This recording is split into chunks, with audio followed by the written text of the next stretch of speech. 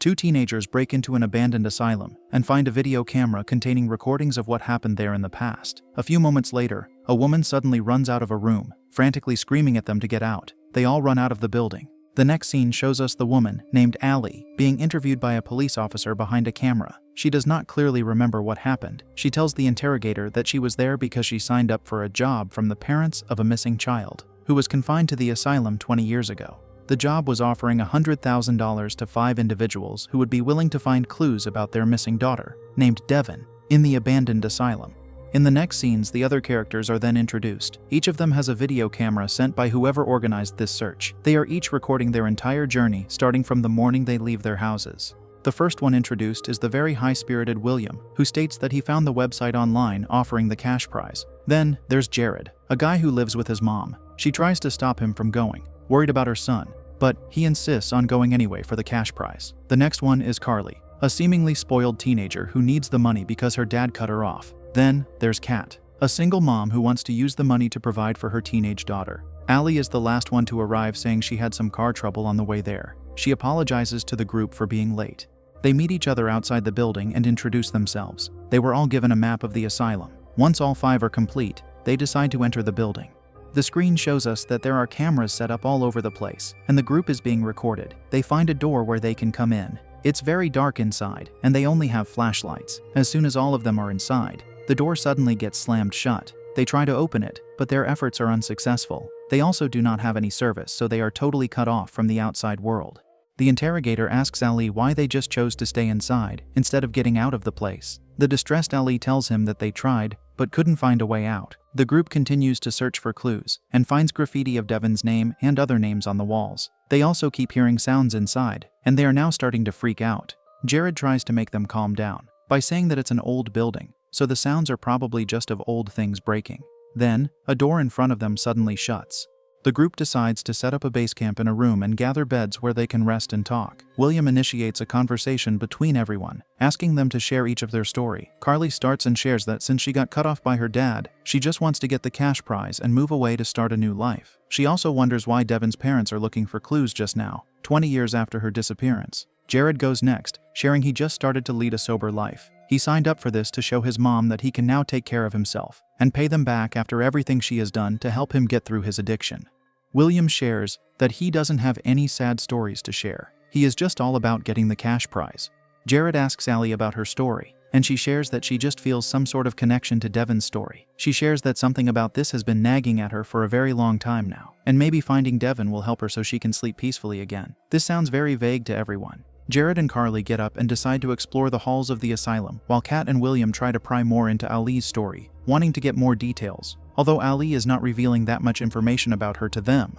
The next scene shows they got separated. Jared finds a syringe of narcotics in his backpack, and records himself saying it's impossible as the backpack came from Devin's parents. Ali is exploring on her own, and finds a room with Devin's name written on the wall, using fresh blood. This terrifies her, and she freaks out thinking the others are messing with her. She is really freaked out and swears to find out who wrote those. Kat and William find her, and she accuses them of messing with her. At this point, Kat and William are really starting to sense that something is wrong with Ali. They gather in their base again, and William suggests they use a Ouija board to try and communicate with any spirits there. Back in the interrogation, the officer keeps pressing Ali to tell the truth, as her stories don't seem to be consistent. Ali insists that she is telling the truth, but says they will just think she is crazy if she tells him everything that happened. Back in the asylum, even with Ali's strong objection to using the spirit board, saying she doesn't believe in ghosts, William sets it up anyway. He starts asking if Devin is present. They all feel something ominous in the air. Then, they hear sounds. Back in the interrogation room, upon recalling the scene, Ali realizes that they let the spirits in as soon as William used the spirit board.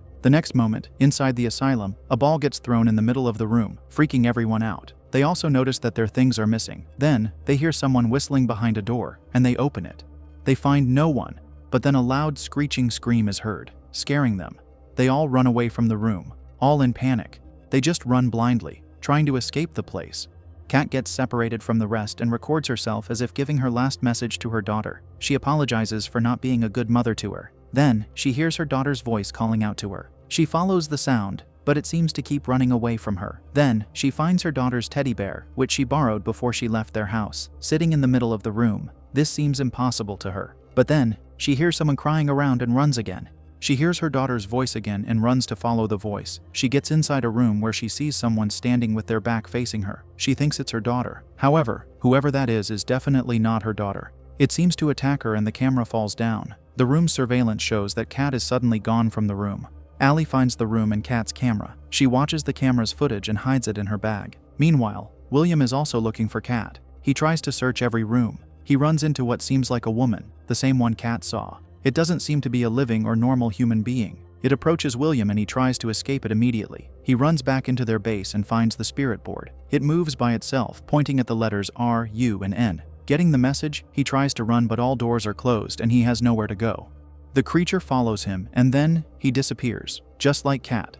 Moments later, Jared, Carly, and Allie meet back at the base. Carly finds Kat's camera in Allie's bag, and they watch the last footage of how Kat disappeared. This freaks Carly out so much that she runs out to try and escape on her own. She tries to search for Kat and William, having a panic attack. She records herself apologizing to her dad, begging him to take her back. Then, she finds Kat's teddy bear. The next second, the creature appears before her, and she, too, disappears. Now it's only Allie and Jared left. Allie is now so afraid and seems to be losing hope already. She lies down on the bed. Jared starts hearing someone calling his name, and he tells Allie he is going to check it out. He tries to get her to come with him, but Allie doesn't move, so he goes alone.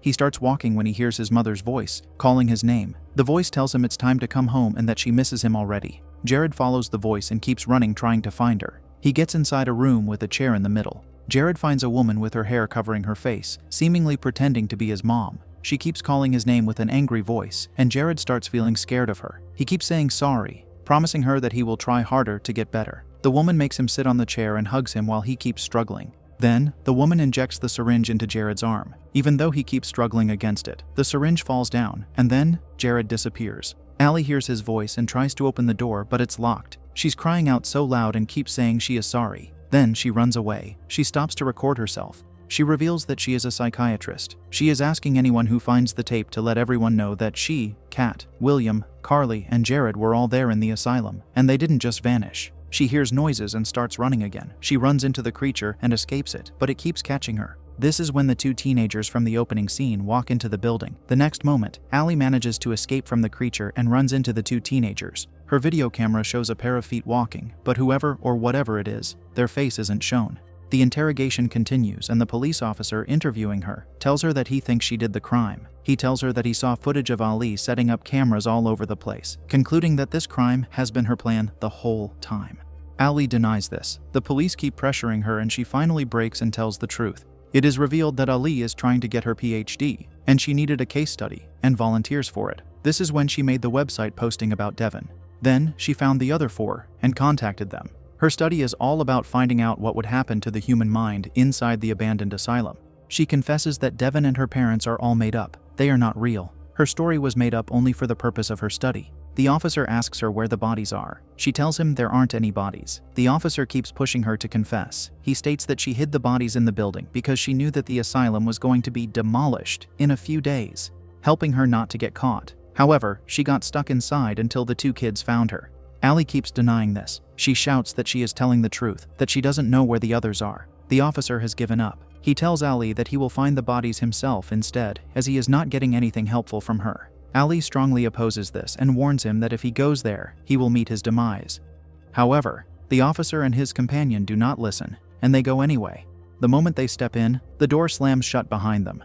We can only be left imagining what awaits them in the darkness of the asylum.